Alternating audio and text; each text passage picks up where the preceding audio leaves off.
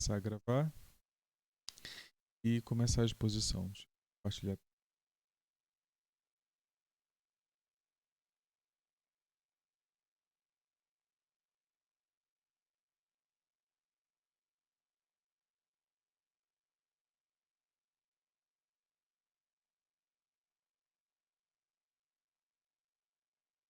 Então, vou começar a exposição. O tópico da aula de hoje são limites e continuidade. Vou fazer uma breve consideração sobre função, de novo, função de várias variáveis, para definir uma coisa que eu vi que vocês apresentaram. Vi que vocês apresentaram na lista algumas informações que não tão precisas. E aí eu preciso fazer alguma correção quanto a isso. E aí eu vou considerar três funções para definir uma coisa que vamos usar muito, que são curvas de nível. E depois vou introduzir o conceito de limite com a devida tecnicidade. Então vamos reconsiderar a função.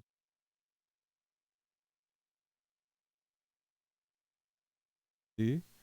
Esse conjunto D aqui, eu estou considerando ele como sendo um aberto. E aí eu vou considerar o que seria um aberto para a gente.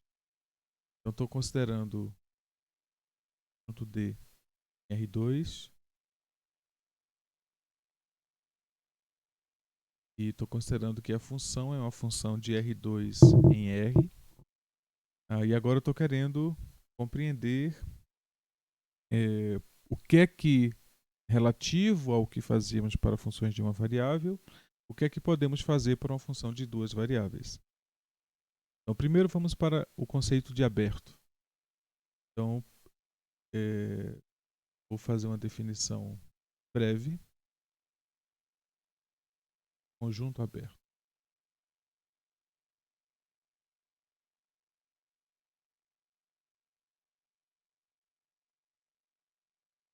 No plano, a gente diz que um conjunto é aberto.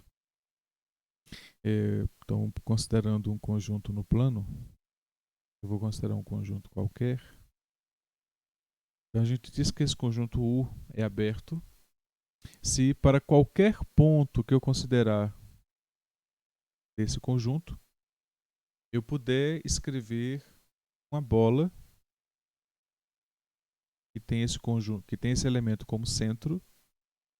Então, uma bola de raio epsilon. Poder escolher um epsilon. E eu vou dizer que a bola de raio epsilon centrada no tal ponto U está completamente contida no conjunto grande U. Então, nesse caso, que o conjunto U é um conjunto aberto. Quando isso acontece. Exemplos de conjuntos abertos. Clássico de um conjunto aberto é a bola aberta. Então, pego, por exemplo, o conjunto dos pontos BR0, a bola centrada no zero de raio R, é o conjunto dos pontos XY, que pertencem a R2, tais que x² mais y² é menor que R. Esse é o conjunto que nós chamamos de bola aberta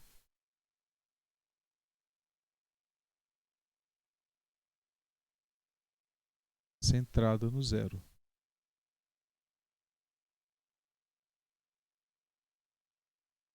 Na origem. Observa que é verdade o seguinte, dado um ponto qualquer, pega um ponto qualquer, P, para qualquer P que esteja nessa bola, só revisando aqui, né? A definição de conjunto aberto me diz o seguinte, dado um conjunto U, abertos do R2, né? Então, dado um conjunto U que esteja em R2, eu vou dizer que U é aberto se para qualquer elemento de U,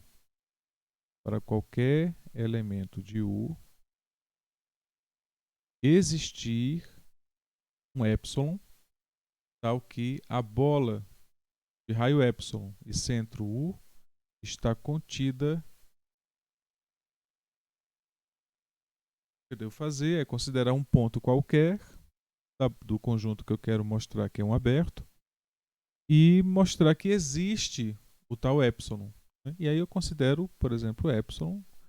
É, tá, então vamos fazer um apelo geométrico, né? Então vou considerar aqui a bola, o raio da bola R, e eu peguei um ponto P dentro da bola. Observa que o comprimento do vetor gerado pela origem e por P é menor do que R. Então, isso já justifica o fato eh, de que eu vou conseguir pegar uma bola centrada em P completamente dentro da, é, dessa bola, né, desse conjunto. Mas aí uma coisa que eu vou fazer é o seguinte: eu vou considerar então esse outro comprimento aqui, essa distância, né? Então vou pegar um ponto. Vou considerar o seguinte: eu vou considerar o comprimento radial, e aí vou ter um ponto, tá, que está sobre a circunferência. Nesse caso, a circunferência ela é quando x quadrado mais y quadrado é igual a r. Então, a r ao quadrado. Aqui eu estou colocando eles menores que r ao quadrado. Então, a x quadrado mais y quadrado é menor que r ao quadrado. Aqui eu estou colocando ele igual a r ao quadrado. Então, o ponto Q está sobre a circunferência. Pois bem, então eu pego um ponto P que não está sobre a circunferência. Então, significa que para o ponto P, as coordenadas de P satisfazem essa outra equação aqui, x quadrado mais yp ao quadrado. Isso é menor que r ao quadrado. E aí o que eu faço é pegar as coordenadas de P e aí eu pego a diferença. Então pego, por exemplo, considero a diferença entre o comprimento, né, dado por P e R. Então vou considerar então a distância do ponto P à origem. Isso é dado pela raiz quadrada de P ao quadrado mais yp ao quadrado. E vou considerar então essa distância é o que está aqui em laranja. E vou considerar o raio menos essa distância. Considero então R' como sendo o raio R menos a distância do ponto P à origem. Isso é um número positivo sempre porque essa distância aqui é sempre menor do que essa distância aqui. É sempre menor do que R, por definição. Então esse número aqui é sempre positivo. Esse R' é sempre positivo.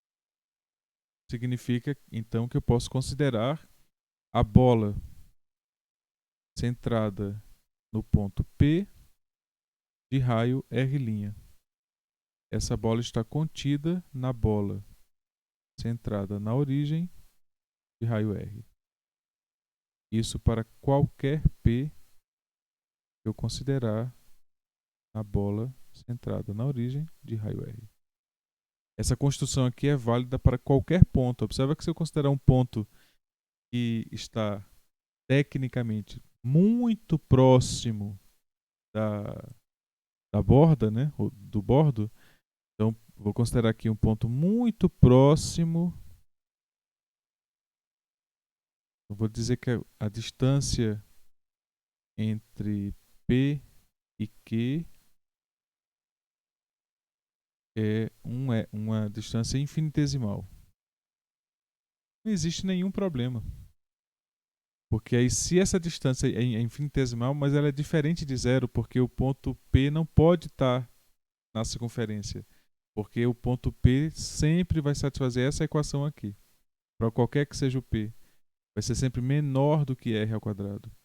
Significa que a distância de zero a P é sempre menor do que R, portanto, esse número aqui é sempre positivo. Não importa se ele é pequeno, ele é sempre positivo. Portanto, eu sempre vou poder escrever uma bola com um raio infinitesimal, se for necessário, mas ela vai estar contida na bola centrada na origem. Isso mostra que esse conjunto que eu estou considerando aqui, ele é um aberto. Então, isso é um exemplo de aberto. Vamos considerar um outro exemplo de aberto. Esse aqui, em geral, vai ser o conjunto que nós vamos considerar um aberto canônico. Um aberto canônico do R2 vai ser a bola centrada na origem de raio R. Ou a bola centrada em um ponto de raio R. Então, considerando um ponto qualquer do R2.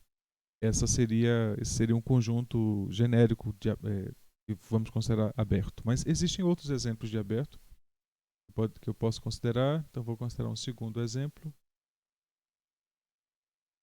2. Eu vou considerar o conjunto que seria o conjunto dos pontos. Eu vou chamar de H+. E vai ser o conjunto dos pontos x e y.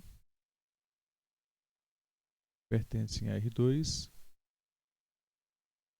Tais que y é maior do que zero. Que conjunto é esse? Né? Esse é o conjunto que nós chamamos de hiperplano superior.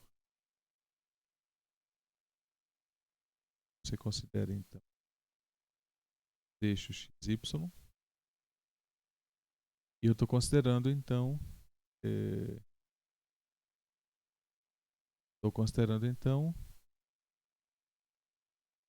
todos os pontos que estão nessa região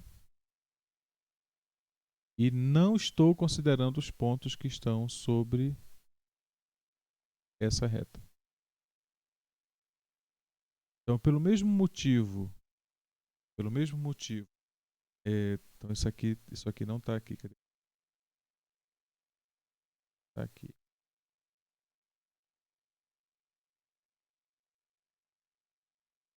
Pois bem. Pelo mesmo motivo que no exemplo anterior, se eu pegar um ponto qualquer que está aqui, ponto P, então eu pego, agora o que eu faço é pegar a coordenada y dele, pego y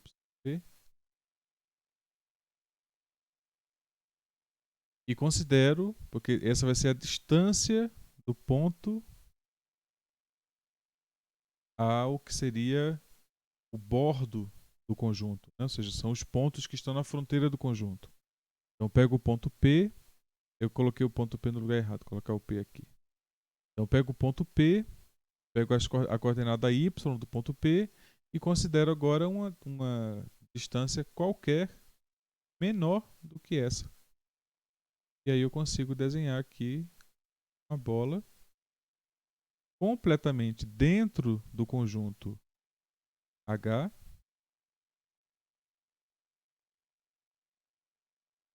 E isso caracteriza o fato de que o conjunto é aberto. Né? Porque aí não importa se essa distância de P ao eixo X, se essa distância é pequena ou grande. Né? Então, se eu pegar um número que seja um ponto P que está muito longe dessa reta, ou seja, que a distância dele é muito grande, é garantido que eu vou conseguir pegar, aí eu pego epsilon igual a 1, eu tenho lá uma bola centrada de ponto P de raio 1, completamente dentro do conjunto. Então, pontos que estão muito longe não são problema. O problema seriam pontos que estão muito próximos disso aqui, que seria então a fronteira do conjunto. Né? Porque para valores de y muito grande, Esse conjunto ele é ilimitado. Ele é limitado apenas quando y se aproxima de zero. Né? Então o problema é esse ponto aqui. É quando y se aproxima de zero. Ou seja, são esses pontos aqui. Qualquer ponto que esteja no eixo x é um problema para essa ideia de aberto. Né? Então eu vou e considero um ponto muito próximo, ponto Q, muito próximo do eixo x. Tão próximo que a distância dele até o eixo x seja infinitesimal. Aí eu vou colocar que aqui seria a projeção de Q sobre o eixo x, que é exatamente o ponto que tem coordenadas xq, 0. Esse ponto eu vou chamar de Q barra.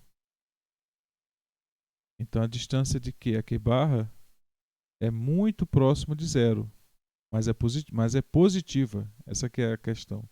Ele é um número positivo. Então eu vou e eu posso, se ele é um número positivo, eu posso dividir ele por 2. Não importa se o tamanho dele. Se ele é um número positivo, eu posso dividir ele por 2. Então eu vou e pego o epsilon como sendo a distância de Q até Q barra dividido por 2. E aí eu defino então a bola centrada em Q de raio epsilon. Essa bola está completamente contida em H+. Então, isso de novo configura H+ como sendo um conjunto aberto. Ele para qualquer ponto do conjunto, você pode considerar uma bola completamente contida, uma bola aberta completamente contida dentro do conjunto. Então, significa que um conjunto aberto pode ser considerado como sendo uma coleção de pontos que são todos pontos de interior. Então agora vamos definir o que seria um ponto de interior e o que seria então um ponto de fronteira e um ponto de exterior. Vamos fazer uma segunda definição.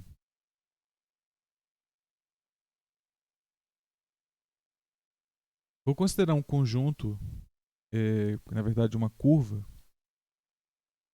Vou considerar uma curva, parece um feijão.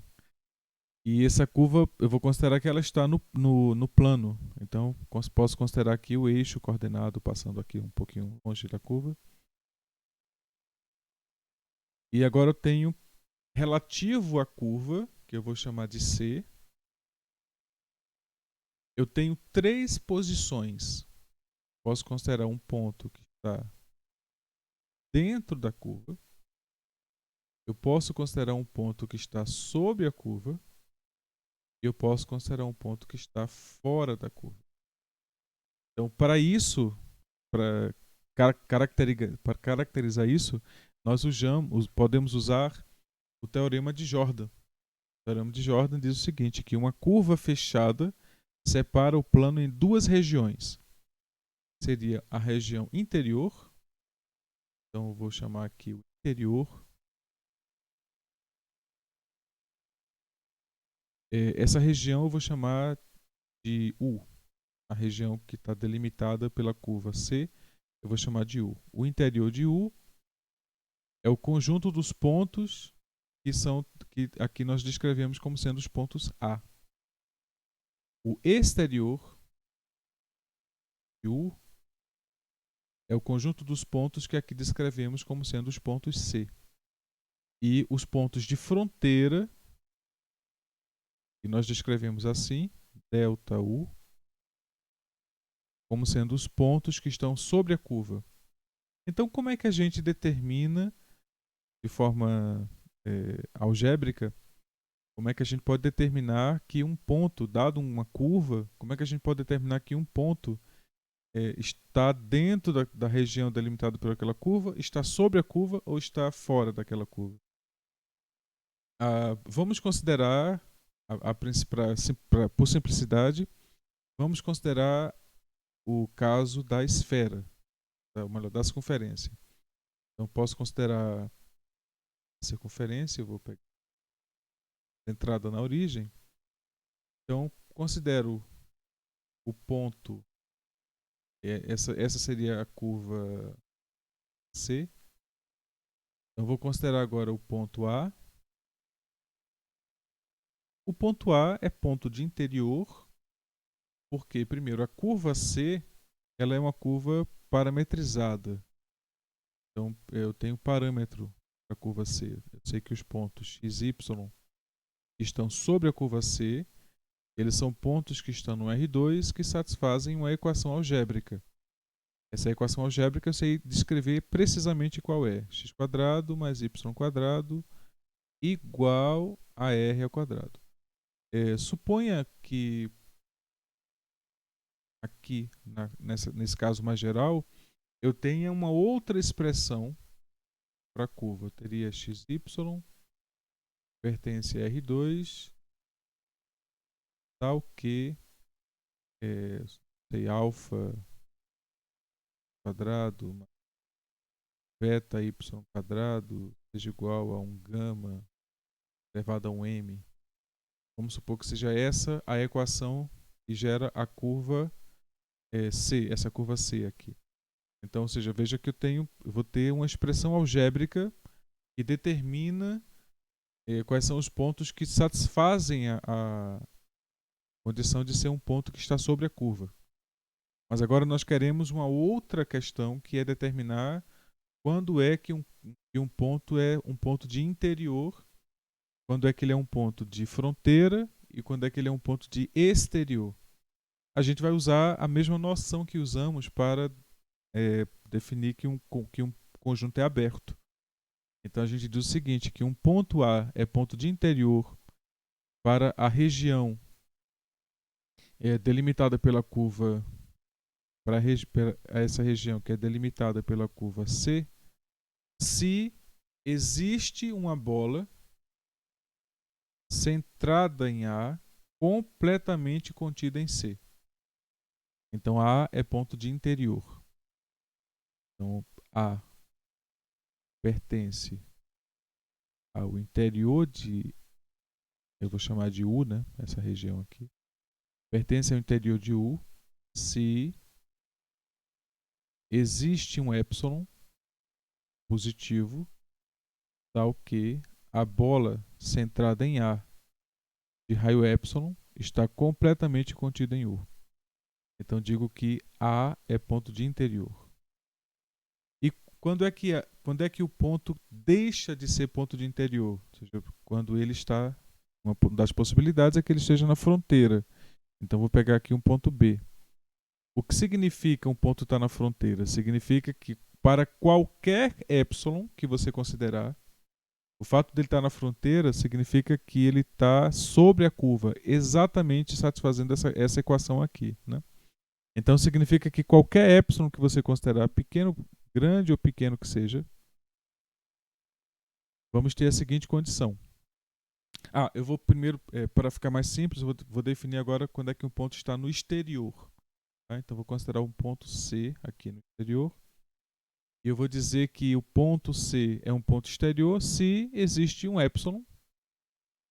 Eu considero em que a bola centrada em C de raio epsilon, vou colocar delta, de raio delta e centrada em C, está completamente fora da região delimitada pela curva C. Então esse aqui seria um ponto de exterior.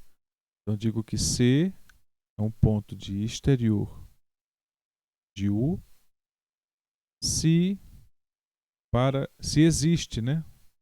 Porque aí eu poderia, você pode ficar pensando, mas e se eu pegar um epsilon muito grande? Aí não funciona. Porque se eu pego o conjunto C, pego um ponto C muito próximo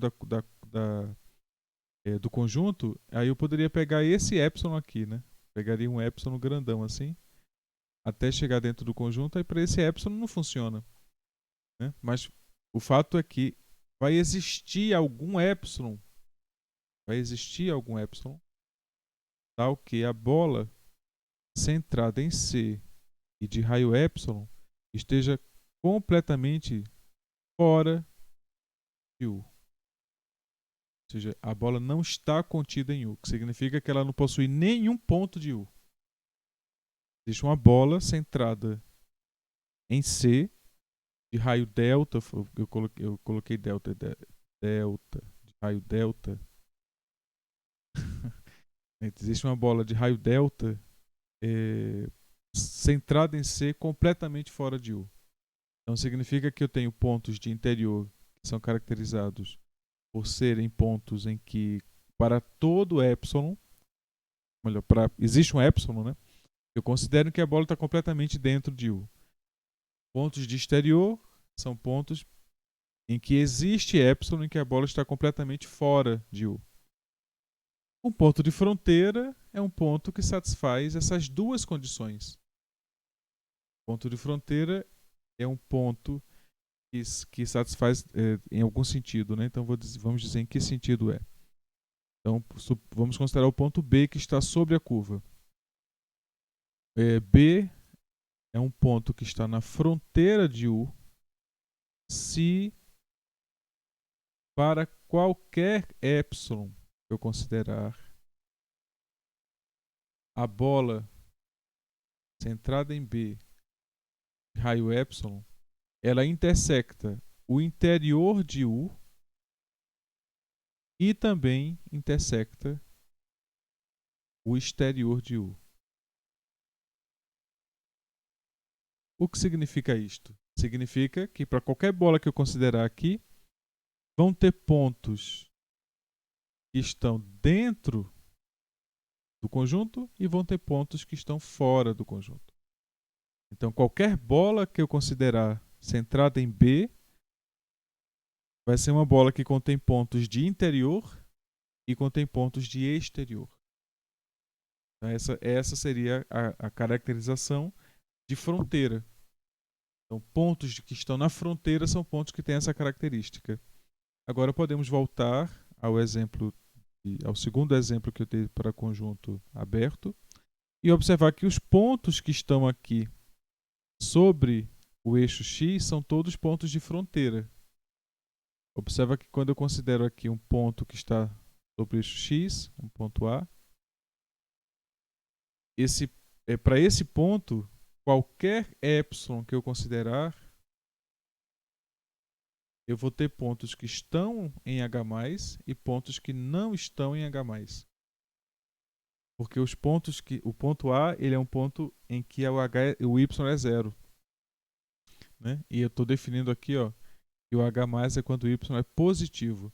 Então, se o Y ser igual a 0 é ponto de fronteira.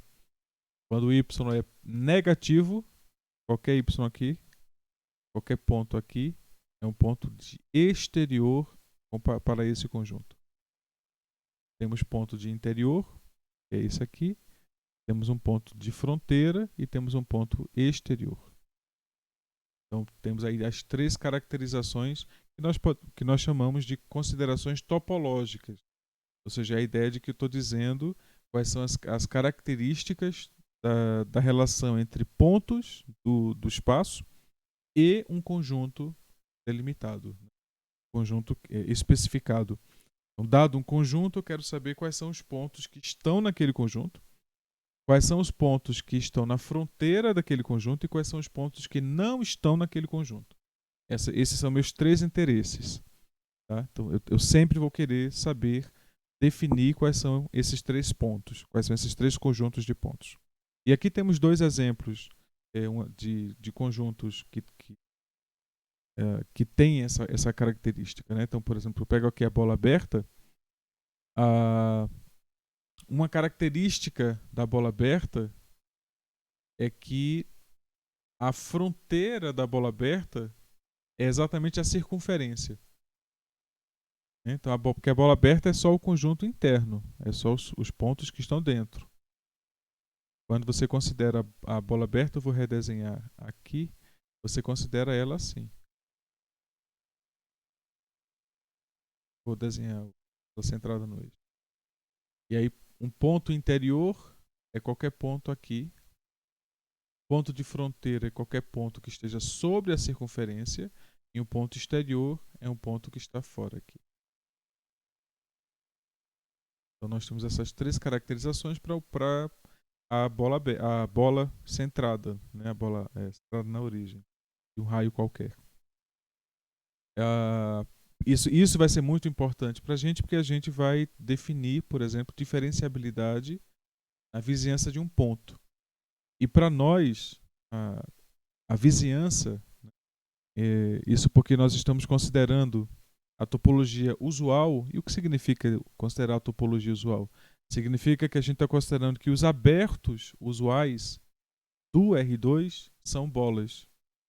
E as bolas abertas, as bolas centradas na origem ou centradas em algum ponto de raio epsilon, são os abertos do espaço. E que significa então que eu posso considerar que união de bolas são abertos e que todo conjunto U que defina alguma região no espaço, isso é uma pera, né? Todo conjunto que define alguma região no espaço pode ser coberto por abertos. Então eu posso escrever abertos de tal maneira que são bolas. Posso considerar o mesmo raio para todas elas e eu posso cobrir completamente o conjunto com bolas. E aí é com bolas que possuem pontos que estão dentro ou fora do conjunto, né? Então, o fato é que eu posso considerar uma cobertura para o conjunto, e aí eu defino todo o conjunto como sendo a união desses abertos, e esses abertos que eu estou considerando são os abertos disso que eu chamei da topologia do espaço. Tá? Então, estou dizendo, quando a gente diz quais são os abertos do espaço, a gente diz de uma forma direta, por exemplo, como é que a gente vai definir continuidade. Porque a continuidade depende de o que é que você está considerando como aberto. Né? E estamos considerando como abertos conjuntos que são as bolas abertas. Né? Para nós, as bolas abertas são os abertos do R2, os abertos da topologia, são os abertos do R2, que são exatamente as bolas centradas de um raio R ou epsilon, centradas em algum ponto. Né? Então, dito isso, agora podemos caminhar na direção de o que é uma função definida em um conjunto, sendo esse conjunto um conjunto aberto. Agora, já considerando todas essas estruturas que foram postas, esse conjunto D aqui é um conjunto tal que a gente pode considerar, a princípio, como sendo uma bola centrada no ponto P de raio R. Então, sem perder generalidade. O que significa isso? Se eu considerar esse exemplo, se eu considerar que D é esse conjunto, considerar a função f definida nesse conjunto, o que eu considerar como consequência dessa definição vai poder ser estendida sem perda de consequências para outros conjuntos. Porque se vale para esse conjunto aberto, as questões de limite e continuidade vão valer para outros conjuntos. Porque o que nós vamos querer fazer é definir localmente o que significa ser contínua e depois estender essa definição para conjuntos maiores. Então a gente vai sempre considerar um conjunto relativamente pequeno, ou seja, na vizinhança de um ponto, tentar definir o que é continuidade para a vizinhança de um ponto, e depois estender essa definição para conjuntos maiores. Então, o que nós vamos querer fazer agora é reconsiderar, né, o espaço R3. E agora eu vou considerar uma região U, ou melhor, desculpa, D, que é o domínio, seria então um conjunto aberto, no qual eu vou definir a função. Estou considerando um conjunto que não é uma bola, para a gente sair um pouco dessa questão, né? Mas bem, então aí eu vou considerar então, o que seria a superfície, que seria o gráfico uma vez que eu aplico f a um ponto xy de D, eu vou gerar o ponto xy f de xy.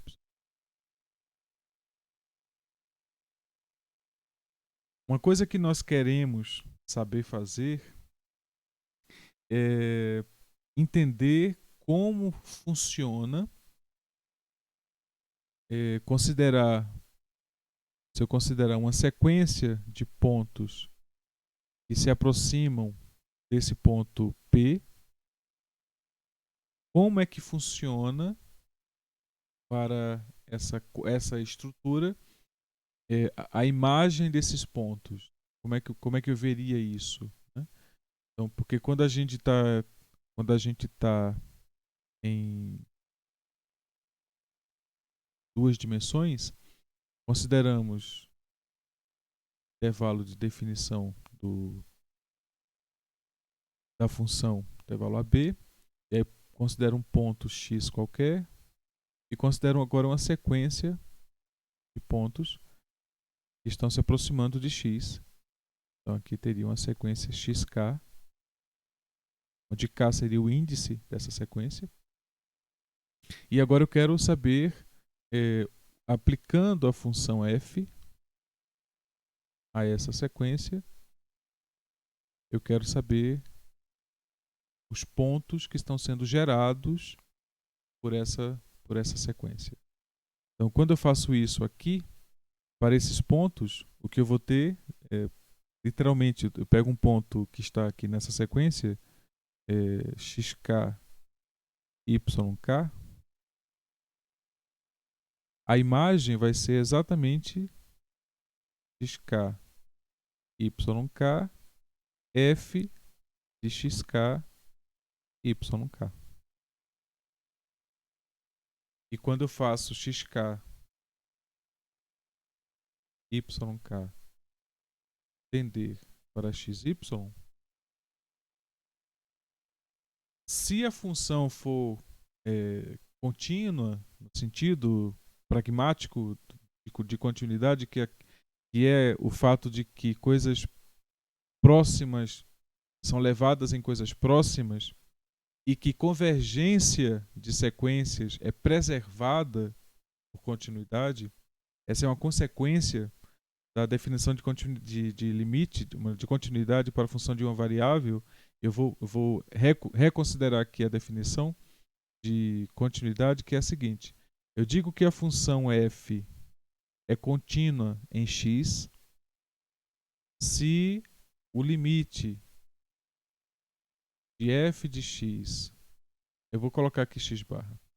Então, eu digo que a função é contínua em x barra se o limite de f de x, quando x tende a x barra, for precisamente f de x barra. Em outras palavras, o que acontece é que, quando eu considero essa aproximação aqui, o que é que eu estou dizendo? Estou dizendo que eu posso considerar pontos arbitrários próximos de x barra, pontos que estão à direita ou à esquerda de x barra, né? E a existência desse limite, ela invoca algumas questões que eu vou chamar de questões mensuráveis, ou questões de medida, ou questões de quantidade. Né? O que é que significa, de uma outra linguagem, que esse limite exista, que essa equação seja satisfeita? O que significa isso? Significa que, para todo epsilon positivo, implica que existe delta que depende de epsilon, que também é positivo, tal que se x menos x barra for menor do que delta epsilon, então as imagens por f para o x que eu escolhi aqui dentro, lembra que aqui o x barra é constante. Eu vou até escrever ele de outra cor para deixar claro que ele é uma constante. X barra não varia. O que varia é o x. Tá? E aí, então, são essas imagens aqui que variam. Então, f de x é que varia porque é o x que varia ali. Então, aqui o f de x barra também é uma constante.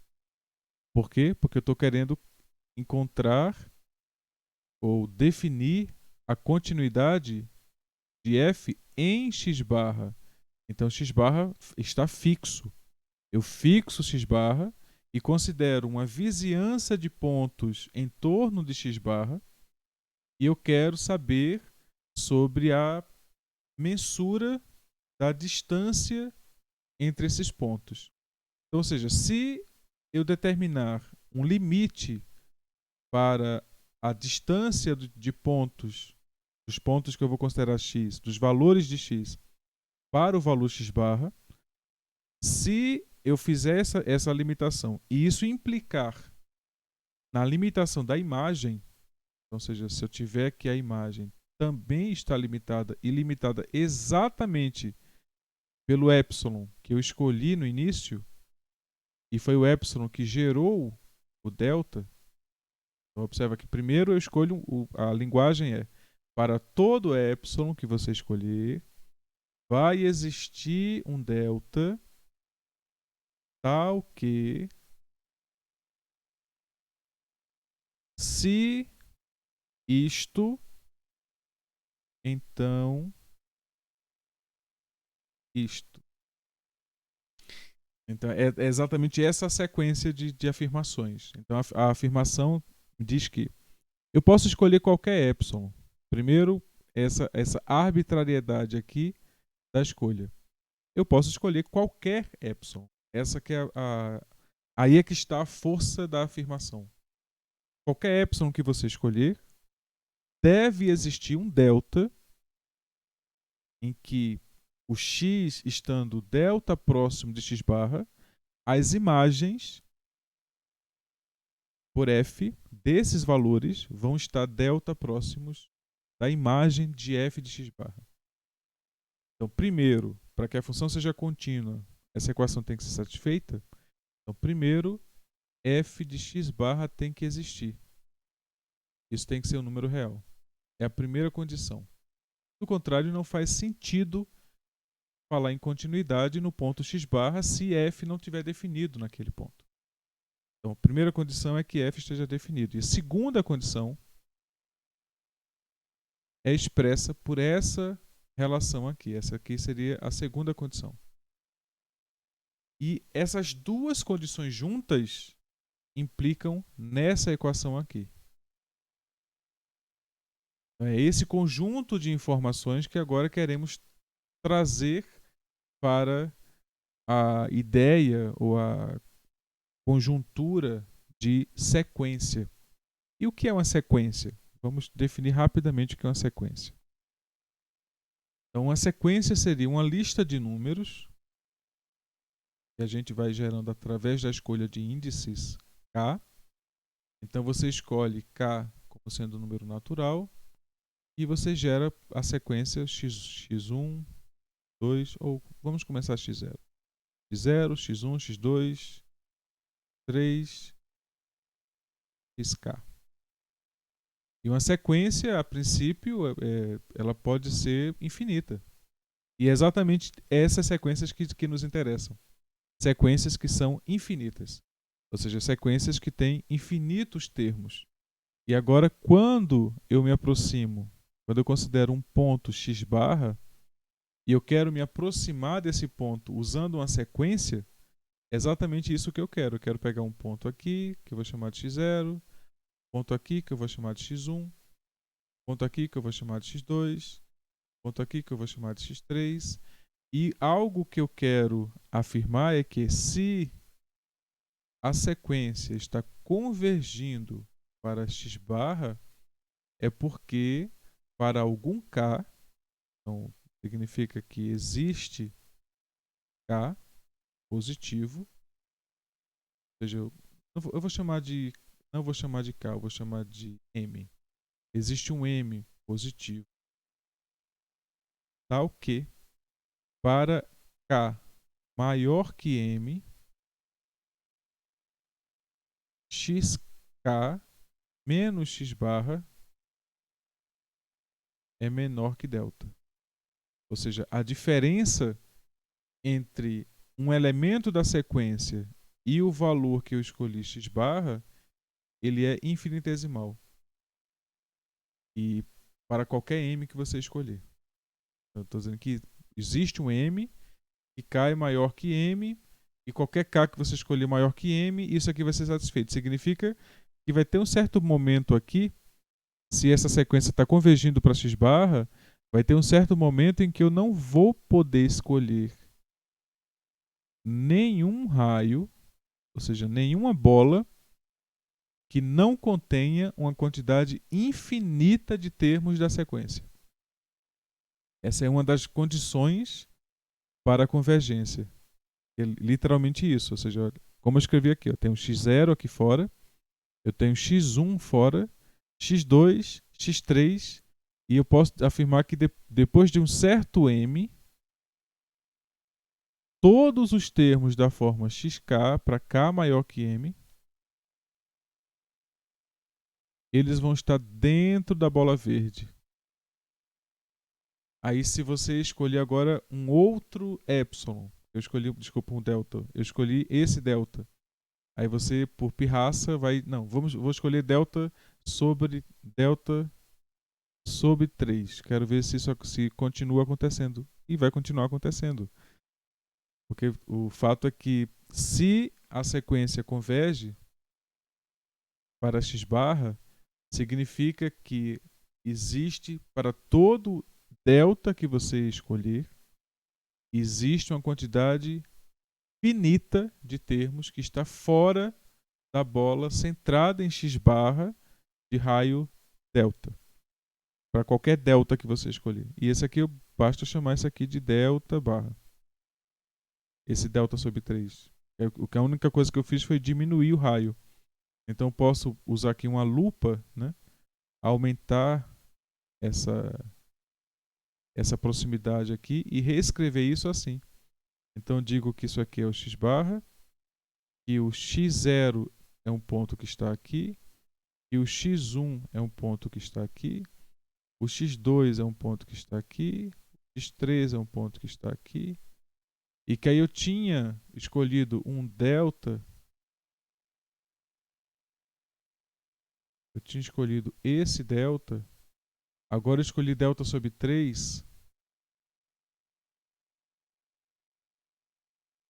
e o que acontece é que depois de um certo movimento, ou seja, eu continuando, né, escolhendo pontos da sequência, aí eu continuei escolhendo vários pontos da sequência que estariam ali fora, mas depois de um certo m, todos eles vão estar aqui dentro.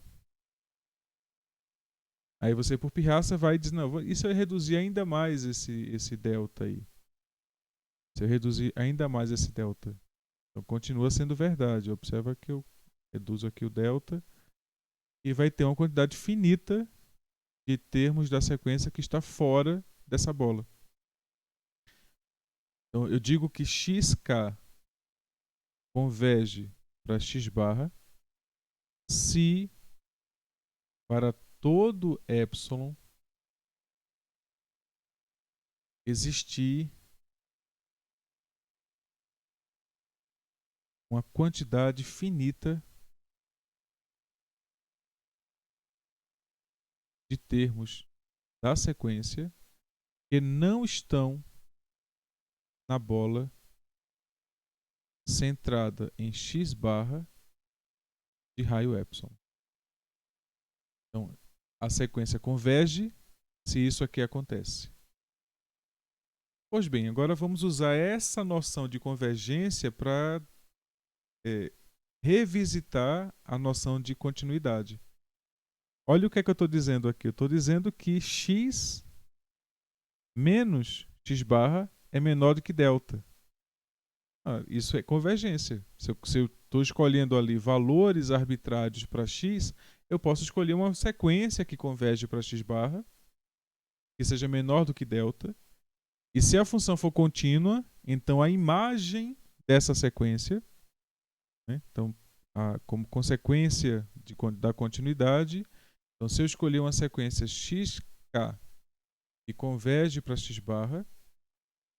Então, se f é contínua, quando eu aplicar f a essa sequência, eu vou gerar uma sequência que converge para f de x barra. E isso é exatamente o que diz a definição de limite, de existência do limite. E se você escolher, se você considerar xk menos x barra menor do que delta, isso vai ter que implicar que f de k menos f de x barra é menor do que epsilon. Isso aqui é a definição de limite. E agora estamos interpretando como implicação da convergência de sequências. Então, se eu pegar uma sequência convergindo para o ponto x barra, e f é uma função contínua, então a sequência gerada pelas imagens vai ter que convergir para a imagem de f para x barra. E é essa a noção que vamos usar para convergência, para continuidade de funções no espaço. Essa é a noção que precisamos levar para o espaço. Então, agora, quando eu considero uma função, eu vou reconsiderar de novo o R3. E agora, por questões práticas, eu vou considerar uma região retangular. Fica mais fácil de desenhar o gráfico. Você desenha um gráfico, fica mais visível.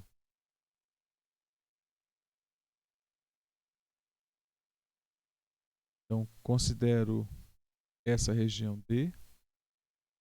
E como eu já disse, eu poderia considerar um disco, né? Mas vamos considerar um retângulo, que é mais visível desenhar o gráfico da função como se ela fosse uma deformidade de uma folha, né? E agora eu considero um ponto que está, ponto P, que está no domínio. Esse ponto P ele tem coordenadas xp. O ponto P tem coordenadas xp, yp. Eu vou escrever aqui fora para não sobrecarregar o gráfico. Agora eu vou aplicar a função f e vou gerar o ponto fp. Como nós já vimos, esse ponto fp ele vai ter coordenadas x, y, f, p, e p, f de p.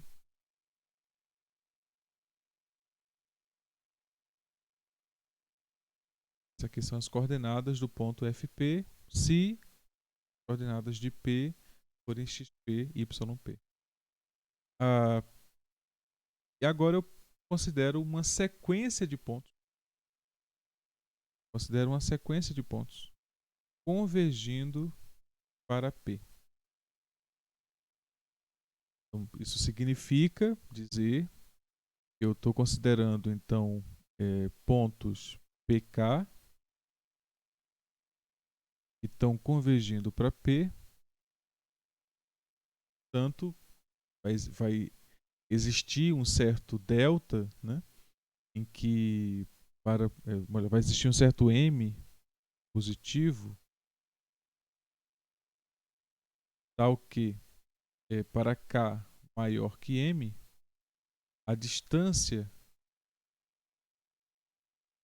PK a P é menor do que delta, para algum delta positivo. Ou seja, todo ponto que tenha índice maior do que M vai estar dentro da bola centrada em P, não vai estar dentro de uma bola centrada em P de raio delta. Se isso acontece, quando a gente olha agora para as imagens, né? Lá, aqui estamos em R3, aqui estamos em R2. Aqui estamos em R3. Em R3, a gente tem a definição de bola diferente. Para o R3, uma bola, então, em R3, a bola centrada ponto F P de raio epsilon teria a seguinte característica: seriam triplas XYZ que estão em R3, tais que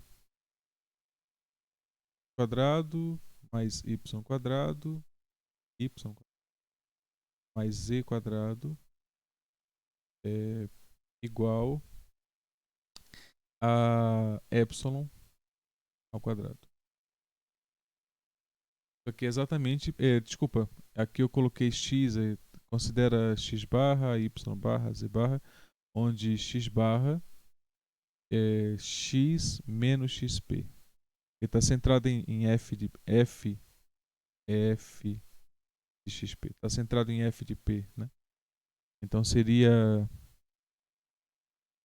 não, seria para para x seria xp, y barra y menos yp e z barra é z menos f de xp yp.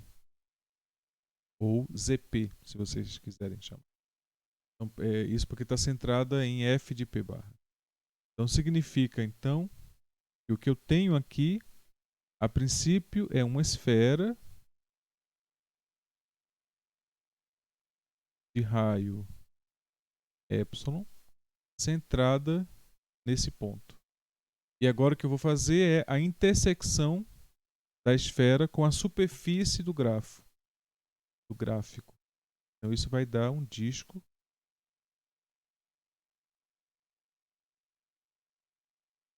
que segue a curvatura da superfície, e é esse disco curvado que vamos chamar de vizinhança do ponto FP. Então, o que eu vou chamar de vizinhança de FP vai ser a intersecção entre uma bola centrada em FP de raio epsilon e o gráfico de F.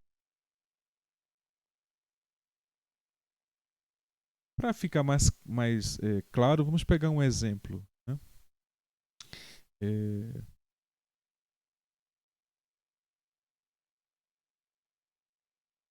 Considerar uma.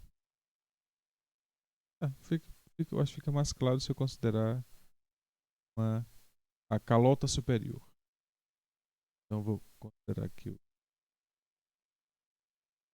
a base e a calota.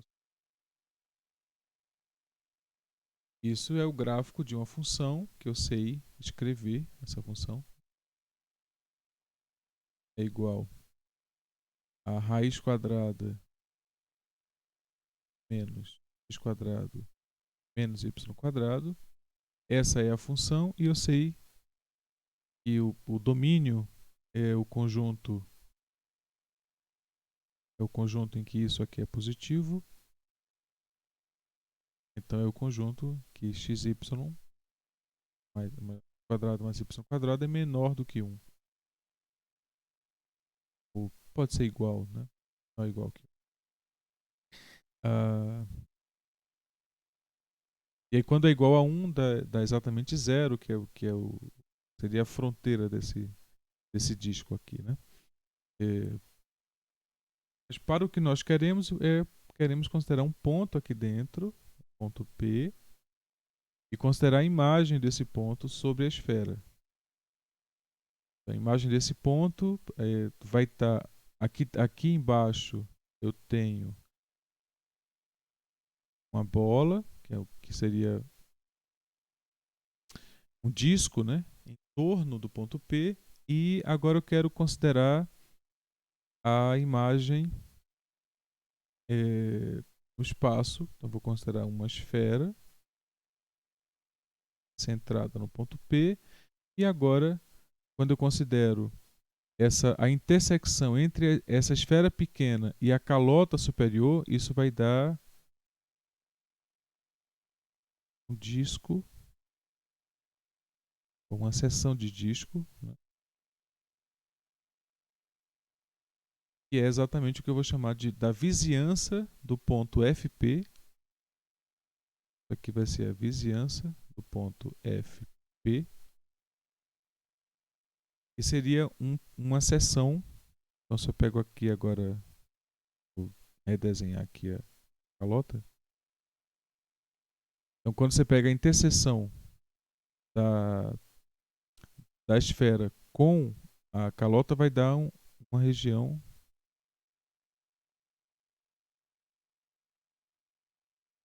né, que seria ou seja, como se você tivesse passado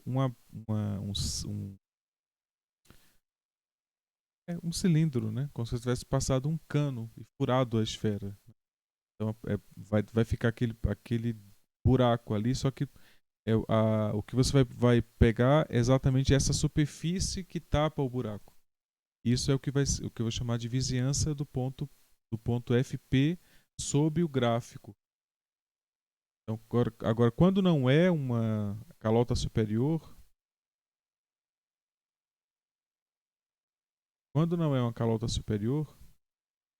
eu perdi o outro gráfico, tá aqui embaixo.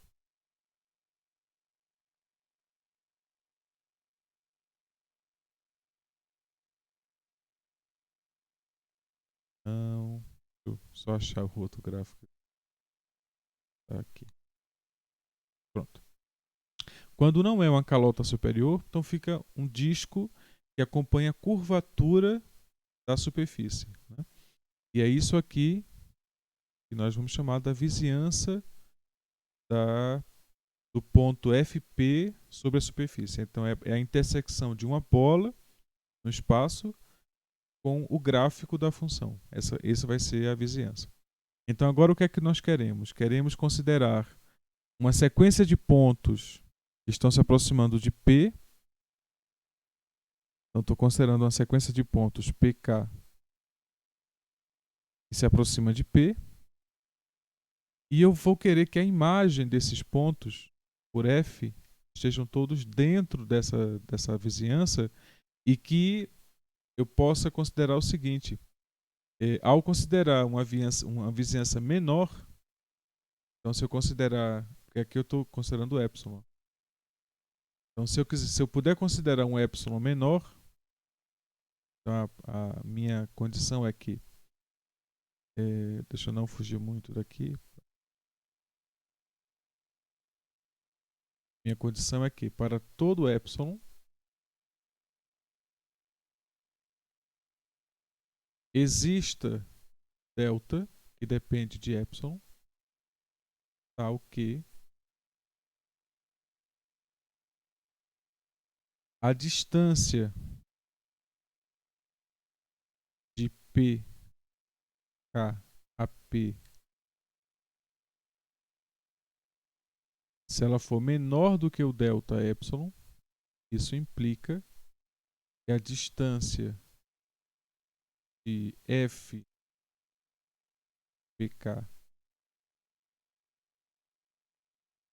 a F de P é menor do que epsilon. E o que significa isto? Significa que eu estou considerando tanto FP quanto FPK quanto FP são pontos que estão sobre o gráfico, né? São pontos que estão no gráfico da função f. Então, estou considerando essa vizinhança, elas estão ficando menores, porque eu estou considerando pontos que estão ficando cada vez mais próximos. Então, estou querendo que, ao considerar a convergência de pontos no disco, então, ao considerar um disco, eu vou tirar os eixos.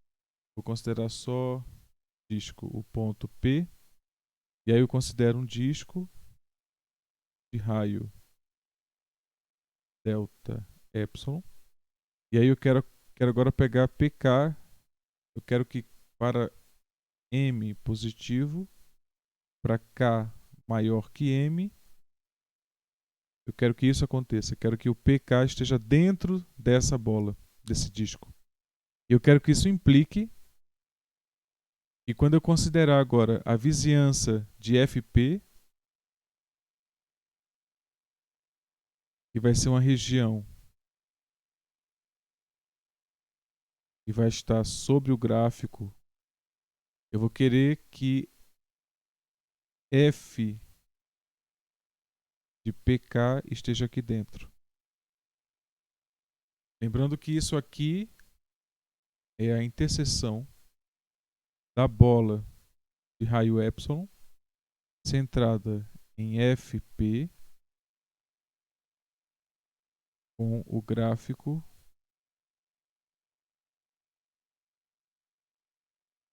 de F de XY.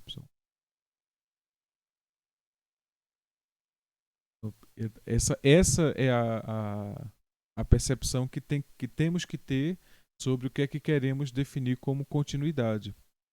E aí é nesse aspecto que surge a ideia de limite, porque isso aqui configura uma equação que podemos chamar de limite. Seria o seguinte, dizer então, uma equação equivalente à que foi usada antes, então dizer que o limite de f de xy, quando xy converge para AB, isso tem que ser igual a f de AB. Então, dizer isto é dizer que a função f é contínua no ponto AB. Mas isso é equivalente a dizer que qualquer sequência que eu considerar convergindo para o ponto AB vai ser levada em uma sequência que converge para AB. Porque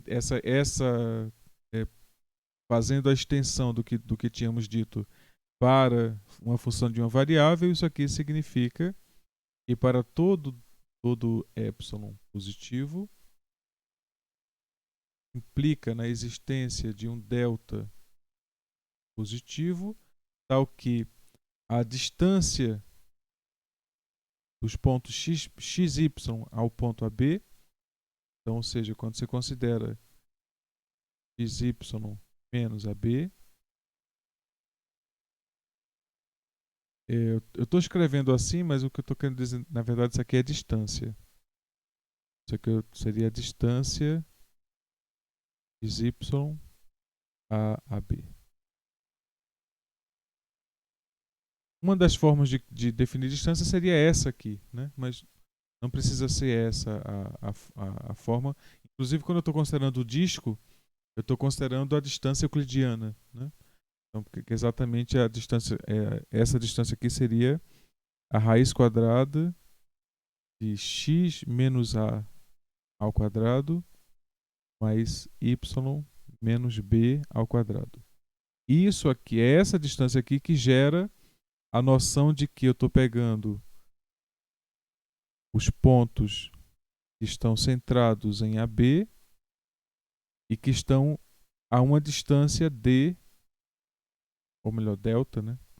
A distância delta epsilon do ponto AB. Exatamente essa definição aqui, de distância euclidiana, que gera essa noção topológica, né? De que eu estou me distanciando do ponto AB usando um disco. Né? Pois bem, então essa mesma noção pode implicar, se implicar, né? Que a imagem, nas imagens eu vou ter o mesmo, e f de xy menos f de AB vai ser então limitado por epsilon. Se isso acontece, aí eu digo que f é contínua. Então veja que é a mesma noção de continuidade para a função de uma variável. Só que agora eu tenho que fazer alguns ajustes para a percepção de como é que eu vou olhar isso. Por exemplo, vamos pegar um caso prático. Eu vou pegar um paraboloide. Eu vou tentar desenhar ele grande. Vou pegar um paraboloide. E aí eu desenho aqui um paraboloide.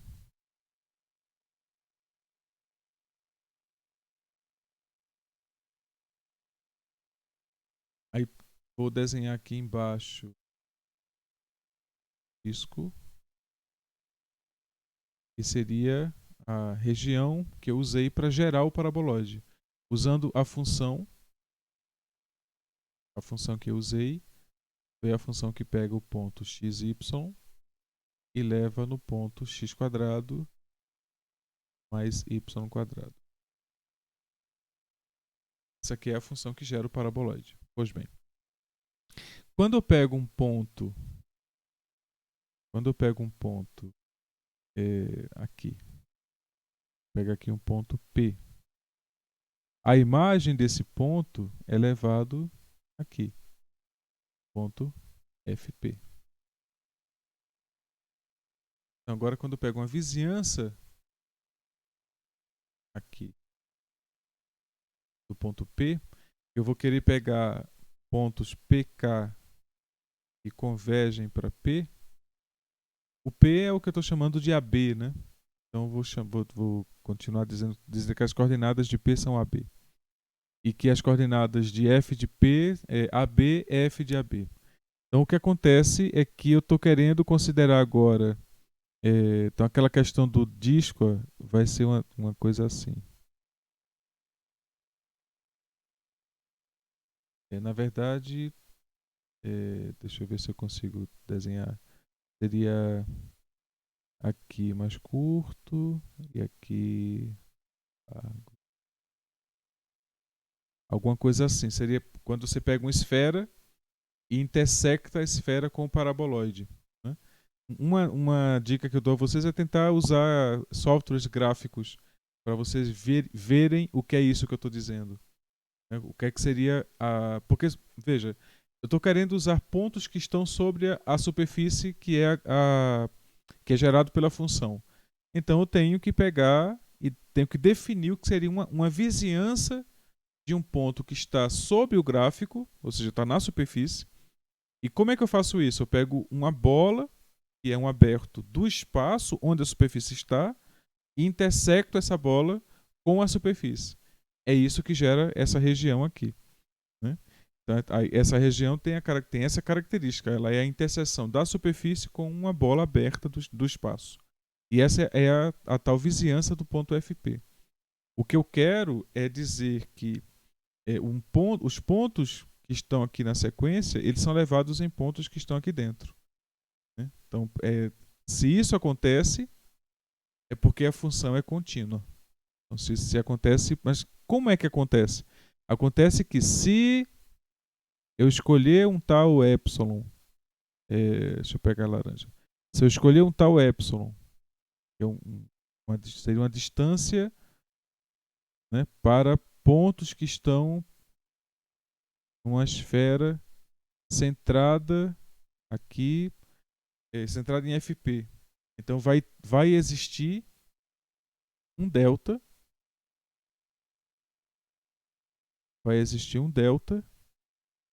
centrado em P, tal que todo ponto que eu considerar aqui dentro vai ser levado aqui dentro. É isso que a gente chama de continuidade. E essa função, por exemplo, satisfaz isso. Mas agora vem uma outra questão. Eu estou considerando sequências, mas sequências elas se aproximam do ponto P de forma arbitrária.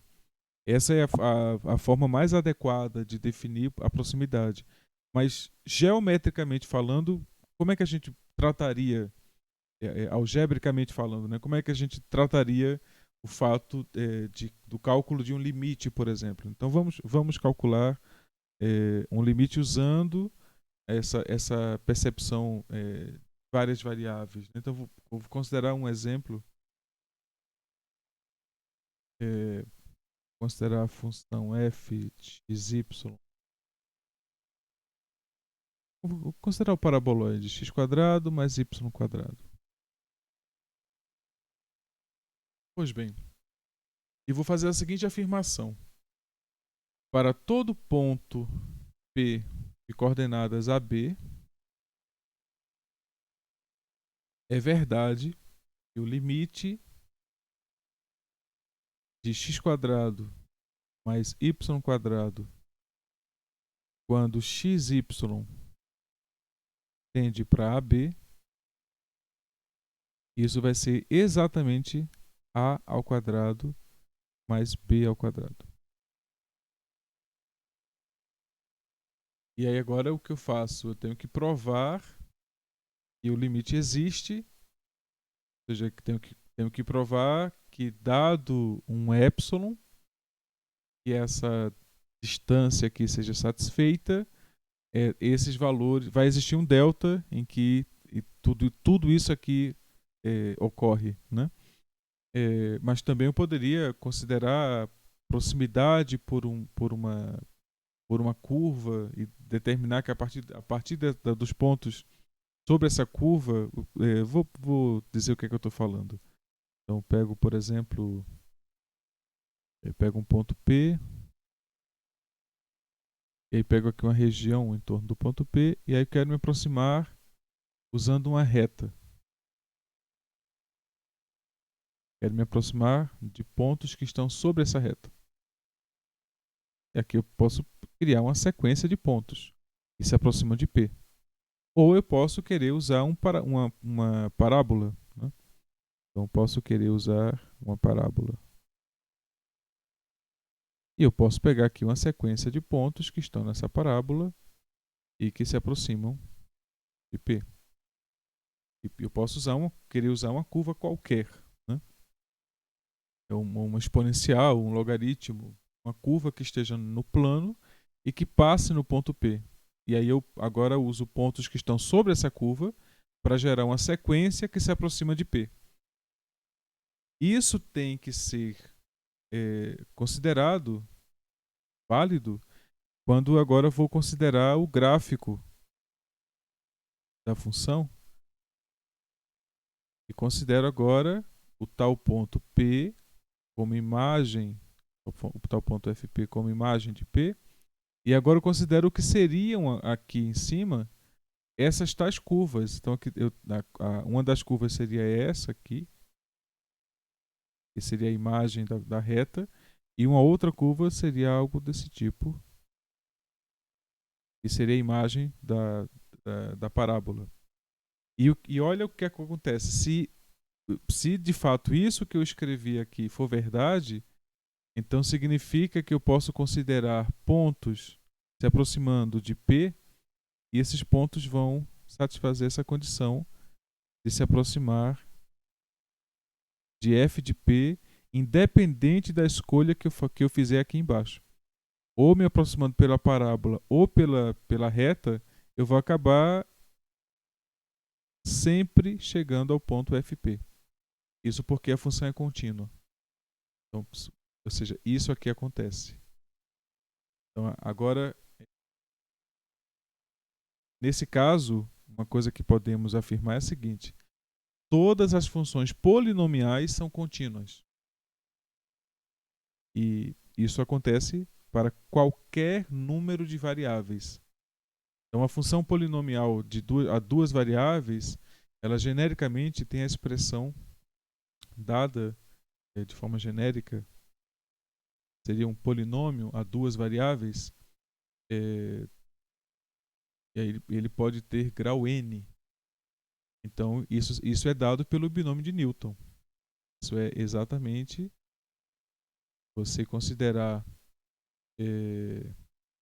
todas as possíveis potências, né, de nkk, vis n menos k, yk, com k 0 a n. Então, isso vai dar exatamente todas as possibilidades. Seria um polinômio de grau n, né? em que vai gerar a duas variáveis, né? Isso vai gerar todas as possibilidades dos, dos das funções polinomiais, né? Então, quando você tem que todos os termos intermediários são nulos, então você teria um exemplo que seria xn mais yn. Quando você tem todos os termos intermediários nulos e sobra apenas o primeiro e último termo, exatamente o que aconteceu aqui quando eu considerei n igual a 2 quadrado mais y quadrado. Mas de uma forma geral, esse polinômio aqui seria x quadrado mais 2 vezes xy mais y quadrado. Isso aqui é o polinômio geral de grau 2. Né? Isso é quando ele vem através de um binômio, né? Mas ele poderia ser mais geral que isso. Poderia dizer que ele é, por exemplo, 3 vezes x quadrado mais 14xy mais 13y quadrado. Ou seja, o que é um polinômio a duas variáveis?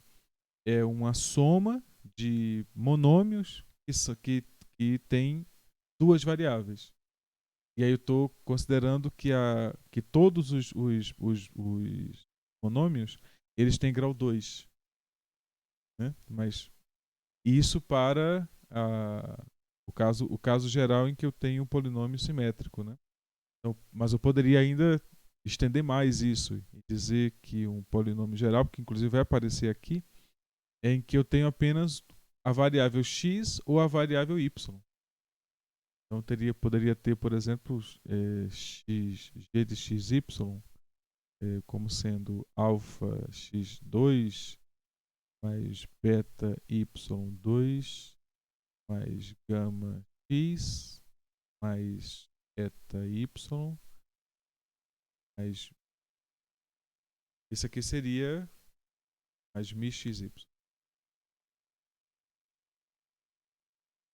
Então, esse aqui seria, por exemplo, um outro caso de polinômio, duas variáveis, e isso é uma função contínua. Vou deixar como atividade para vocês observarem que essas funções são contínuas e o motivo é o mesmo motivo para que a função de uma variável seja contínua. A função polinomial de uma variável seja contínua. É contínua, são contínuas as funções que são produtos ou somas de polinômios. Então, também são contínuas essas funções. São contínuas as funções que são quociente de dois polinômios, desde que o denominador polinômio no denominador seja não nulo. Então, se você considerar a função f de xy igual x quadrado mais 1 sobre y quadrado mais 1, essa função é contínua. E é óbvio que ela é contínua, porque não existe nenhuma exceção para os valores de x e y. Portanto, o domínio é o plano inteiro. Se não existe ponto em que a função não está definida, ela é contínua. Essa é uma regra tácita que vocês podem usar. Ou seja, se você não tem indeterminação para a função, é porque ela é contínua. Essa é uma regra clássica que pode ser usada. No entanto, se eu passar a usar agora, em vez de usar essa função, se eu usar a função g de xy, que seja, por exemplo, x quadrado mais 1, quocientado por y quadrado menos 1, agora essa função não é mais contínua genericamente. Eu preciso tirar dois pontos, exatamente dois pontos. O ponto em que y tem coordenada 1 e coordenada menos 1.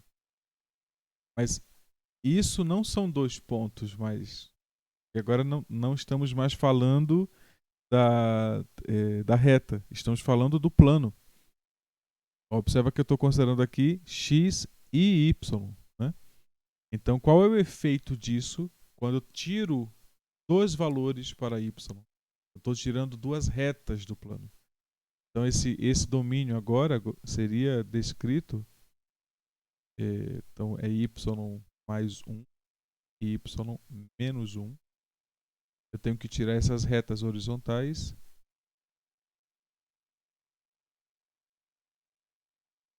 Então o domínio agora seria essa região que está acima da reta y igual a 1, que está entre os valores de y igual a 1 e que está abaixo dos valores de y igual a menos 1. Então, essas três regiões é que determinam agora o domínio dessa função. E como nós já vimos, para funções de uma variável, é sempre interessante observar o que é que acontece na vizinhança de pontos em que a função não está definida. Mas aqui agora nós temos um problema, porque eu posso me aproximar desses pontos usando retas, retas ou curvas, né? Posso me aproximar por uma elipse dos pontos que estão aqui. Então, posso me aproximar por qualquer curva desses pontos, ou seja, por qualquer sequência. Né? Então, porque as sequências são pontos que estão no espaço, né? Que estão se aproximando daquele ponto. Então, a questão agora é que eu quero pegar pontos que não têm essa coordenada, né? Ou seja, que y seja diferente de 1, mas que estejam se aproximando de pontos que tenham essa coordenada. Então, quero pegar pontos que se aproximam, por exemplo, essa reta, né? Essa aqui é essa reta aqui. Eu quero pontos que se aproximam dessa reta. Então, pego, por exemplo, pontos da forma x, 1 mais epsilon. Isso aqui são pontos que se aproximam dessa reta.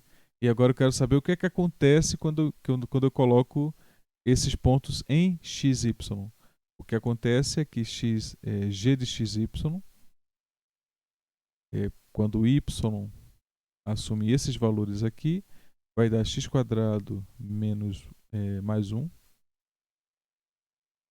quocientado por 1 mais epsilon ao quadrado menos 1. Né? Então isso geraria x² mais 1 de xy. Então teria 1 ao quadrado que cancelaria com menos 1 e ficaria 2 epsilon mais epsilon ao quadrado. Então observa que à medida que epsilon, se epsilon for para 0, isso aqui vai para infinito. Né? Quando epsilon vai para 0, isso aqui vai para infinito. Quando epsilon, ou seja, quando eu estou me aproximando desses pontos que estão nessa reta, o gráfico dessa função aqui não é limitado. Então eu sei que essa reta ela na vizinhança dessa reta, ou seja, pontos que estão próximos dessa reta, essa função não é contínua. Esses são pontos naturais de descontinuidade e são descontinuidades de uma ordem não removível. Ou seja, não tenho como desfazer essa descontinuidade. E é um comportamento abrupto. Quanto menor for o epsilon, maior é esse valor. Né? Então, ou seja, significa que para uma pequena variação, pego dois pontos muito próximos. Quando eu vario muito poucos pontos, eu tenho uma variação muito grande na imagem. Vamos pegar assim para a mesma variação de x, né? Então, se você pegar o mesmo x, assim, eu pego o mesmo valor de x, para a gente deixar constante o numerador. Eu pego o mesmo valor de x, e agora eu pego dois pontos. Quanto mais próximo for o ponto aqui, mais abrupto é o aumento da imagem de g. Então, aqui g teria um valor, aqui g tem um valor muito maior, porque esse ponto aqui está muito próximo de zerar o denominador. E aí observa que isso é dado por essa ordem aqui. Isso aqui seria só uma estimativa, né, de como é que se comporta a função naquela vizinhança. Isso está muito longe de fazer a gente decidir sobre a existência. A gente já sabe que o limite não existe, que isso aqui seria um ponto, são pontos em que está claramente definido que o limite não existe, tanto para esses pontos quanto para o menos, né? Então, tanto para x mais 1 quanto x menos 1, o limite não existe, ou seja, essa função é descontínua para qualquer ponto qualquer conjunto daqui. São dois conjuntos não enumeráveis. Você não consegue contar a quantidade de pontos de descontinuidade dessa função. Essa é uma função que tem duas retas como pontos de descontinuidade. É uma quantidade não mensurável de pontos. Então veja que estudar continuidade para funções de duas variáveis já é uma coisa não óbvia. Coisa nada óbvio. Mas aí o que podemos continuar afirmando é que essa função é contínua em seu domínio. Ela é o quociente de dois polinômios e onde esse quociente for definido, essa função é contínua. Então, se você considerar o domínio da função g, a função g é contínua nesse domínio. E esse domínio é a região que eu delimitei aqui de amarelo. Tirando as retas em laranja, as regiões em amarelo, a função é contínua. O que significa isso? Significa que, como as retas em laranja são regiões em que a função não está definida, então essa função ela tem três componentes. Ela vai ter uma componente nessa região aqui, ela vai ter uma componente nessa região, ela vai ter outra componente nessa região e ela vai ter outra componente nessa região. Então é uma superfície que vai ter três componentes conexas, cada uma delas conexa. Então, ou seja, eu tenho a primeira componente do gráfico da função, que é gerada pelos pontos que estão nessa faixa aqui. Eu tenho uma outra componente que é gerada pelos pontos que estão nessa faixa e outra componente gerada pelos pontos que estão nessa faixa. Então são três faixas e portanto, três componentes. Isso mostra a característica genérica do comportamento da análise da continuidade de polinomiais. Não estou tratando de outros tipos de funções. Então vamos continuar olhando funções polinomiais. Eu sei que vocês já estão cansados, mas é porque eu preciso mostrar, por exemplo, um exemplo explícito de uma função que a gente prova que o limite não existe. Ou seja, que a função para pontos que ela não está definida. Então vou pegar um ponto, pegar uma função que tenha um ponto de descontinuidade e vou mostrar que para esse ponto o limite não existe. Então vamos considerar a função explícita, que é essa aqui. Então agora como é que eu provo que, bom, um ponto que não está nesse domínio é o ponto 0, 0, né? E apenas ele. Esse é o único ponto que não está no domínio da função hxy. Qualquer outro valor de xy pode ser considerado, exceto o ponto x igual a 0 e igual a y, ou seja, quando x e y são 0 simultaneamente, essa função não está definida. Esse é o único ponto de descontinuidade. Portanto, precisamos saber qual é o comportamento dessa função neste ponto.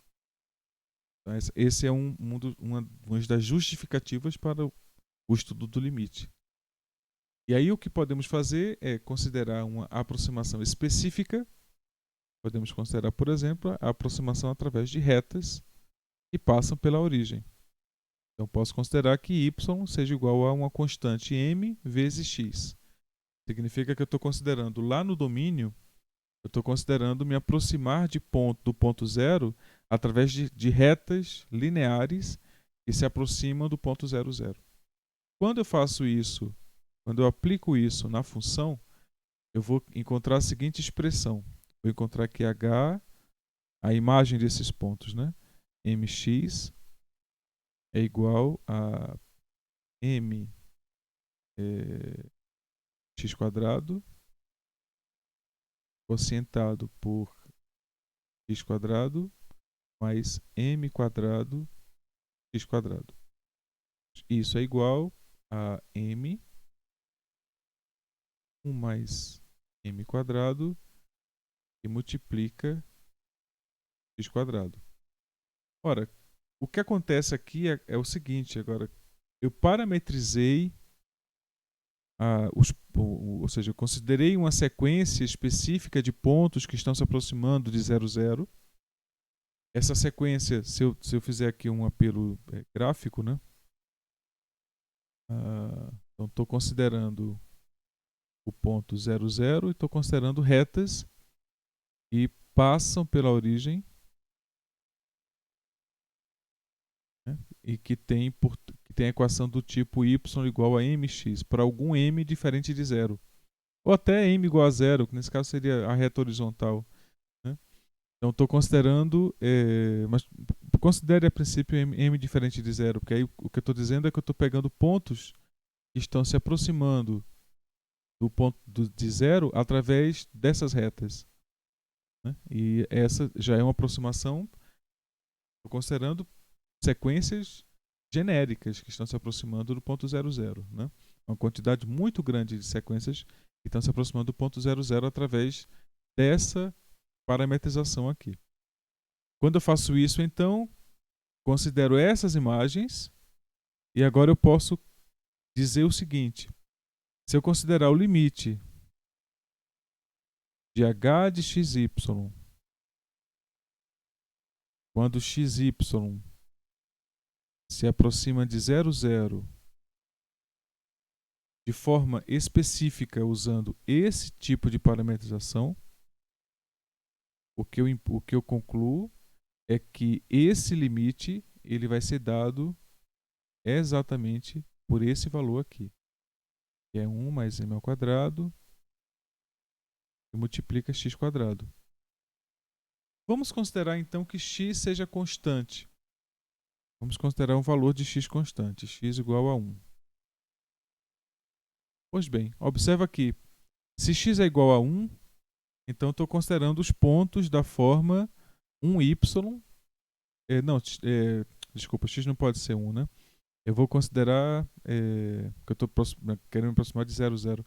Vou considerar x igual a 1 epsilon, muito próximo de 0, e que está se aproximando para 0.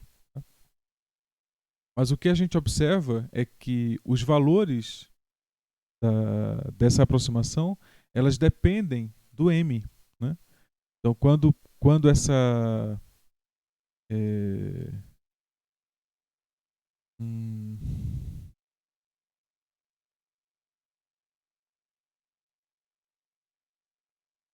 não, desculpa, é porque aqui eu não concluí. Na verdade, não depende do x, né? Porque eu vou ter x no numerador e vou ter x no denominador, né? Isso aqui não depende de x. Porque se dependesse de x, a gente tava com um problema, né? Porque aí eu poderia colocar x igual a 0, isso aqui daria 0 constantemente. Aí ou seja, estaríamos resolvendo o problema, quando na verdade existe um problema, que é o seguinte: é que esse limite ele é dado por esse valor, o que significa que para cada reta que eu considerar, o m é o coeficiente angular da reta. Cada reta que eu considerar, eu vou ter um limite diferente. Então significa que eu vou então propor um modelo. Não tenho mais espaço, vou usar o espaço para cá, pronto. Então vou propor um modelo que é o seguinte: eu estou considerando me aproximar de 0, 0 por retas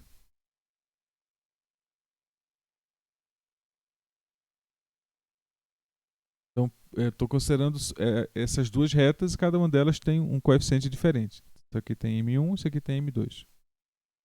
Então, essa primeira reta aqui gera y igual a M1x e essa segunda aqui, y igual a M2x. Pois bem, Então, quando agora eu vou olhar o que é que está acontecendo na vizinhança do zero, para essa primeira reta, eu estaria tendo o limite igual a m1 quocientado por 1 mais m1x. Esse seria o limite. Então, ou seja, para essa primeira reta aqui eu estaria com um ponto numa certa altura. Quando eu me aproximo de zero, né, estaria com um ponto numa certa altura. Quando eu me aproximo por essa outra reta, eu estaria com um ponto em outra altura. Então, ou seja, na vizinhança do zero, não existe conformidade. Então, não existe ponto de confluência. Não existe convergência. Significa que para cada direção que você se aproxima do ponto 00, você vai ter uma imagem diferente. Portanto, isso aqui, quando se vocês forem usar softwares gráficos, vocês vão ver que isso aqui vai dar uma coisa que tem várias alturas, assim, próximo do zero, né? Você vai ter algo bem característico, assim, uma alteração de valores, e depois, quando eu me distancio do zero, a função ela é bem comportada. Ela é uma bem comportada fora da vizinhança do 00. Porque não tem nenhum problema, né? Pegar, multiplicar x por y e dividir por x quadrado mais y quadrado, não tem nenhum problema se x e y forem diferentes de zero. Isso aqui dá uma coisa muito bem comportada. É o quociente de dois polinômios. Mas quando eu me aproximo de 0, eu tenho esse tipo de comportamento que caracteriza a inexistência do limite. Portanto, o limite para o zero, para essa função, não existe. Mas isso não é uma coisa tão simples, genericamente falando. Dada uma função de duas variáveis, não é tão óbvio determinar que o limite não existe. Então, observa que o que nós precisamos fazer é para mostrar que o limite não existe, precisamos mostrar, usar parametrizações e mostrar que a partir de convergências distintas você encontra, de aproximações distintas, você encontra convergências distintas. Né? Mas provar que ele não existe tem essa dificuldade. Provar que ele existe é uma dificuldade equivalente. Porque provar que existe significa que para qualquer escolha de aproximações, ou seja, para qualquer sequência de pontos que você escolhe, convergindo para o zero, os limites têm que ser iguais. Para qualquer escolha. E eu tenho uma quantidade infinita de possibilidades de escolha. Então, não existem técnicas, assim como temos para limites de uma variável, técnicas gerais para resolver o problema para funções genéricas de duas variáveis. Então, o que nós podemos é entender o comportamento pontual de funções. Então, definir, por exemplo, quando é que funções são contínuas, onde elas são contínuas, quando elas são contínuas, mas de forma técnica é muito difícil definir quando o limite de duas variáveis existe. Para pontos que estão fora do domínio. Para pontos do domínio, temos genericamente o seguinte: para todo ponto, podemos enunciar um teorema que diz o seguinte.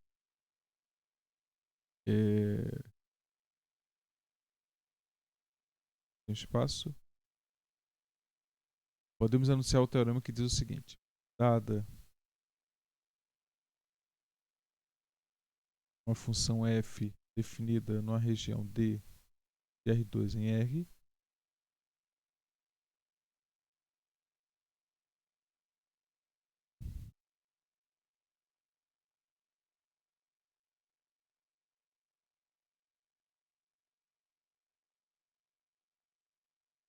se o ponto AB ele pertence a D, então, onde D é o domínio de definição da função, então o limite de f de x, y quando xy tende para AB, é precisamente f de AB. O que diz esse teorema diz que as funções são contínuas em seus domínios. Isso continua sendo válido porque isso era válido já para a função de uma variável. E esse seria o resultado mais geral que teríamos para o cálculo do limite para funções de duas variáveis ou mais variáveis. Essa afirmação pode ser feita para qualquer n. Posso colocar qualquer n. Pode ser um Rn qualquer. Tá? Pode ser para qualquer n. Esse teorema continua sendo válido. Ou seja, funções são contínuas onde elas estão definidas. Significa, então, que funções polinomiais, né, são sempre contínuas. Quociente de polinômios, onde o denominador não se anula, é sempre contínuo. Funções exponenciais. A exponencial de uma função contínua é contínua. O logaritmo de uma função contínua é contínua desde que a função seja positiva, naturalmente, né? Então, se você considerar, por exemplo, o módulo, o logaritmo do módulo de f de xy, então nós temos aqui que isso aqui é contínuo. Então, a raiz quadrada ou a raiz enésima de f de xy elevado a m é contínuo, desde que você considere, obviamente, que aqui eu tenho m sobre n, né? Desde que você considere aí que f de x, por exemplo, se eu considero que f de xy é sempre positivo para todo xy, então para qualquer escolha de m e n, essa função aqui seria contínua. Porque aí não teria nenhum caso em que exista indeterminação. Porque se f de xy pudesse ser negativa, aí para casos em que esse quociente aqui seja ímpar, vai ter problema. Por exemplo, aqui, seja par, desculpa. A gente vai ter problema, né? No caso, raiz quadrada, por exemplo, tem problema. Seria um meio. Sempre que a gente tivesse esse problema, esse caso aqui, porque a gente teria ambiguidade, né? Mas bem.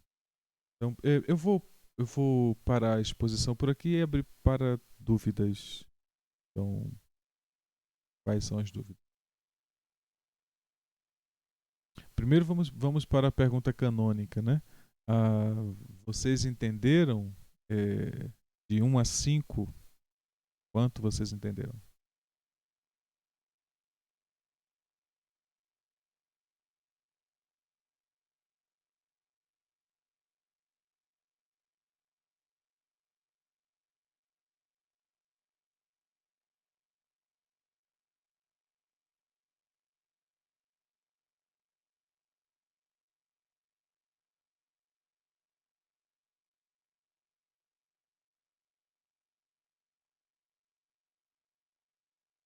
Ok.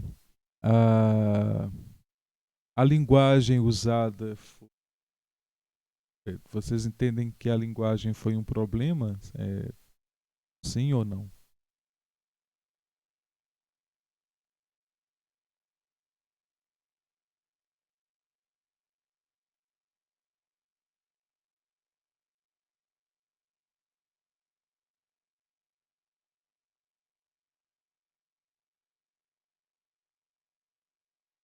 Pois bem, então agora uma pergunta muito importante. Vocês acreditam que vocês conseguem resolver problemas que estão relacionados ao conteúdo que foi exposto, uma vez que vocês estudem o conteúdo? Sim ou não?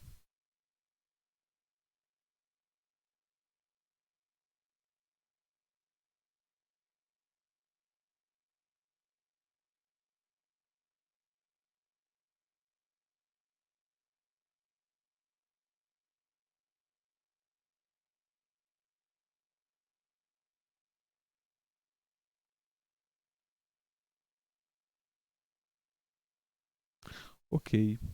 Então faremos o seguinte. Eu vou concluir. A gente, deixando claro que o que foi exposto foi a definição de função é, re- redefinida, posso dizer, esmiuçada, né?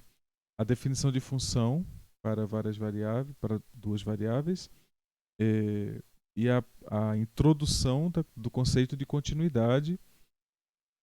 Não trabalhamos demasiado o conceito de continuidade, né, para funções de várias variáveis, porque continua valendo os teoremas clássicos de uma variável, eles continuam valendo para funções de duas variáveis. Muda o contexto agora da definição do que significa ser contínuo, porque agora temos a necessidade de colocar em pauta essa questão de como se aproximar do ponto. Porque para uma função de duas variáveis, agora essa aproximação é um problema, né? Então precisamos entender como se aproximar desse ponto. Então, eu vou fazer a elaboração da prova